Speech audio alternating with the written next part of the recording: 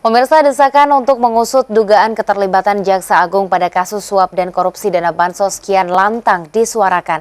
Sebelumnya nama Jaksa Agung kerap disebut oleh para saksi dan terdakwa. Pengusutan kasus dugaan korupsi dana bansos harus terus dikembangkan agar bisa menguak siapa-siapa saja yang terlibat.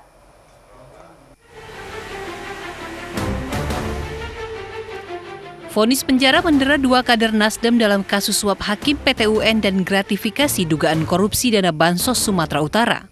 Mereka adalah Oce Kaligis, mantan Dewan Penasehat Hukum Partai Nasdem yang divonis 5 tahun 6 bulan penjara karena terbukti menyuap hakim PT UN Medan untuk memenangkan kasus dugaan suap dana bansos. Satu orang lainnya adalah mantan Sekjen Partai Nasdem Patris Rio Capella yang divonis setahun 6 bulan karena terbukti menerima gratifikasi yang juga terkait kasus dugaan korupsi dana bansos. Namun demikian, kasus korupsi yang mendera para petinggi Partai Nasdem itu dinilai belum selesai. Tidak tertutup kemungkinan akan melibatkan atau menjalar ke mungkin kader lain. Dan itu terjadi sudah di partai lain seperti Demokrat dulu kan. Nah, ini yang bisa jadi akan menimpa juga Nasdem karena ternyata masalahnya kan belum selesai. Karena kasus korupsi pada umumnya tidak mungkin pelakunya itu tidak berkembang, kebanyakan berkembang dan harus dikembangkan sampai setuntas-tuntasnya.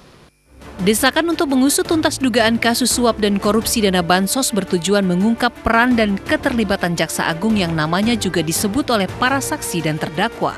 Hal itu juga dinilai bisa mengurai konflik kepentingan Jaksa Agung yang berasal dari parpol. Ini juga masih terkait juga dengan